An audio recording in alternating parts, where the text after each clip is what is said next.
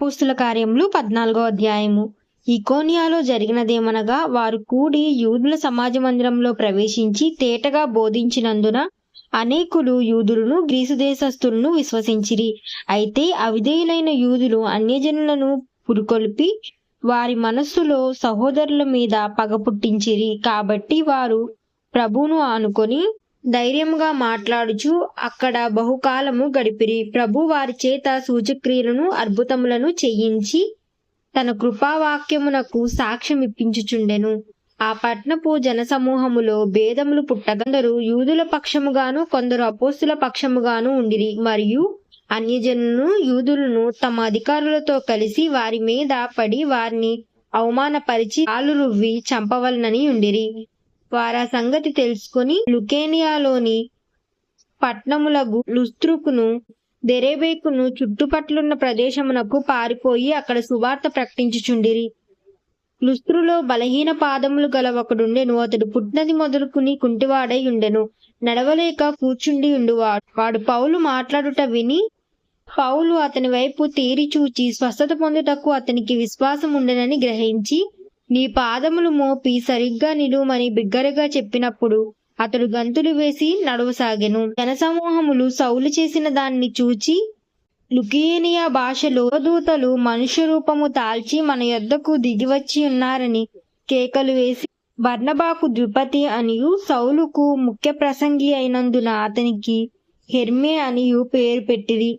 పట్నమునకు ఎదురుగా ఉన్న ద్విపతి యొక్క పూజారి ఇండ్లను పూలదండలను ద్వారముల యొద్దకు తీసుకుని వచ్చి సమూహముతో కలిసి బలి అర్పించవలనని ఉండెను. అపోస్తులైన బరబ్బను పౌలును ఈ సంగతి విని తమ వస్త్రములు చించుకొని సమూహములోనికి చొరబడి, అయ్యలారా, మీరెందుకు ఇలాగు చేయుచున్నారు? మేము కూడా మీ స్వభావం వంటి స్వభావం గల నరులమే. మీరు ఈ వ్యర్థమైన వాటిని విడిచి ఆకాశమును భూమిని సముద్రమును వాటిలో ఉండు సమస్తమును సృజించిన జీవము గల దేవుని వైపు తిరగవలనని మీకు సువార్త ప్రకటించుచున్నాను. ఆయన గత కాలములో సమస్త జనులను తమ తమ మార్గముల నడవనిచ్చెను. ఆయన ఆకాశము నుండి మీకు వర్షమును ఫలవంతమైన ఋతువులను దయచేయుచు ఆహారము అనుగ్రహించుచు ఉల్లాసముతో మీ హృదయములను నింపుచు మేలు చేయుట చేత గూర్చిన సాక్ష్యము లేకుండా చెయ్యలేదని బిగ్గరగా చెప్పిరి. వారు ఇలాగు చెప్పి తమకు బలి అర్పించుచుండగా సమూహములను ఆపుట బహు ప్రయోజనమాయెను. అంతియోక్యలో నుండి ఇకోనియాలో నుండి యూదులు వచ్చి జనసమూహములను తమ పక్షముగా చేసుకుని పౌలు మీద రాళ్లు రువ్విపోయినని అనుకుని పట్నములు వెలుపలికి అతనిని ఈడ్చిరి.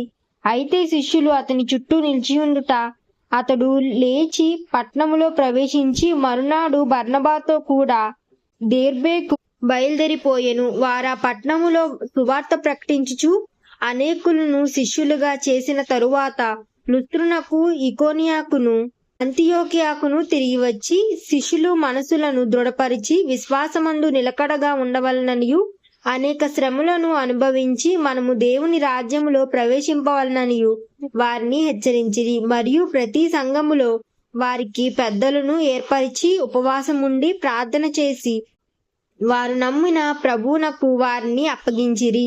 తరువాత పిసిదియా దేశమంతటా సంచరించి పంపులియాకు వచ్చిరి. మరియు పెర్గేలో వాక్యము బోధించి అత్తలియా దిగి వెళ్ళిరి. అక్కడుండి ఓడ తాము నెరవేర్చిన పని నిమిత్తము దేవుని కృపకు అప్పగింపబడిన వారై బయలుదేరిన అంతియోకియాకు తిరిగి వచ్చిరి. వారు వచ్చి సంఘమును సమకూర్చి దేవుడు తమకు తోడైయుండి చేసిన కార్యములన్నీ అన్ని జనులు విశ్వసించుటకు ఆయన ద్వారము తెరిచిన సంగతియు వివరించిరి. పిమ్మట వారు శిష్యుల యొద్ద బహుకాలము గడిపిరి. ఆమేన్.